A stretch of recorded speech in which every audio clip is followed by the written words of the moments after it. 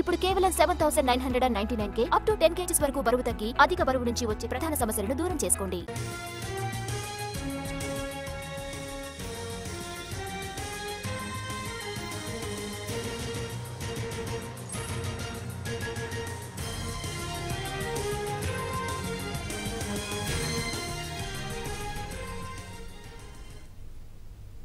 తెలంగాణ నీటిపారుదల శాఖ మాజీ ఎగ్జిక్యూటివ్ ఇంజనీర్ నూనె శ్రీధర్ ను ఏసీబీ అధికారులు 4వ రోజు కస్టడీలోకి తీసుకుని ప్రశ్నించనున్నారు. 3 రోజులుగా నూనె శ్రీధర్ ఏసీబీ ఎంక్వైరీ జరుగుతుంది. 3 రోజుల్లో భారీగా బినామీ ఆస్తులు ఉన్నట్లుగా గుర్తించారు. ఆస్తులకు సంబంధించి పలు డాక్యుమెంట్స్ ను ముందుంచి ప్రశ్నించారు ఏసీబీ అధికారులు.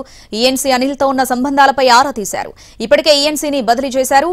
నూనె శ్రీధర్ కు చెందిన లాకర్లతో పాటు కుటుంబ సభ్యులకు చెందిన బ్యాంకు లాకర్లను ఈ రోజు తెరిచే అవకాశం ఉంది. బ్యాంకు లాకర్లు తెరిస్తే నూనె శ్రీధర్ ఆస్తుల విలువ మరింత పెరిగే అవకాశం ఉంది.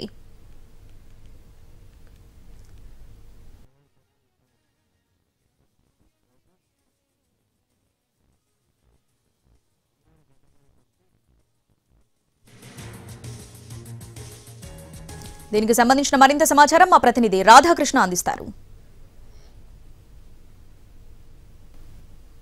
మాజీ ఎగ్జిక్యూటివ్ ఇంజనీర్ నూనె శ్రీధర్ ఏసీబీ కస్టడీ వాళ్ళ 4వ రోజు కూడా కొనసాగుతుంది. కొద్దిసేపట్లో అతన్ని ఏసీబీ అధికారులు విచారించబోతున్నారు. ప్రధానంగా అతనికి సంబంధించిన ఆదాయానికి మించిన ఆస్తులకు సంబంధించిన దాంట్లోనే ప్రధానంగా ఏసీబీ అధికారులు దృష్టి సారించారు. అందులో భాగంగానే అతన్ని వాళ్ళ 4వ రోజు విచారించబోతున్నారు. ఈరోజు నూనె శ్రీధర్కి సంబంధించిన బ్యాంకు లాకర్లతో పాటు అతని కుటుంబ సభ్యులకు చెందిన బ్యాంకు లాకర్లను ఈరోజు ఓపెన్ చేయబోతున్నారు. దానికి సంబంధించిన ఏర్పాట్లు కూడా అధికారులు చేస్తున్నారు. ఎందుకంటే ఇతన్ని ఇప్పటికీ 4 రోజులు అవుతుంది. రేపటితో ఇతని కస్టడీ ముగియబోతుంది. కాబట్టి ఈ లోపే అతనికి సంబంధించిన అంటే నూనె శ్రీధర్కి అతని కుటుంబ సభ్యులకు సంబంధించిన బ్యాంకు లాకర్లు కనుక ఓపెన్ చేస్తే ఇంకా అతనికి సంబంధించిన ఆస్తులు విలువ పెరిగే అవకాశం ఉందనేది కూడా ఏసీబీ అధికారులు భావిస్తూ ఉండడం జరిగింది. ఎందుకంటే ఇప్పటికే అతనికి సంబంధించి నూనె శ్రీధర్కి సంబంధించి దాదాపు 200 కోట్ల రూపాయలకు పైగా కూడా ఆస్తులను ఇప్పటికే గుర్తించడం జరిగింది. ఇందులో దాదాపు 19 ఎకరాల వ్యవసాయ భూమి ఉంది. అలాగే 19 ఫ్లాట్స్, 3 భవనాలు, దీంతో పాటుగా విల్లాలు, కమర్షియల్ కాంప్లెక్స్ సంబంధించిన ఫ్లాట్స్, పలు హోటళ్లలో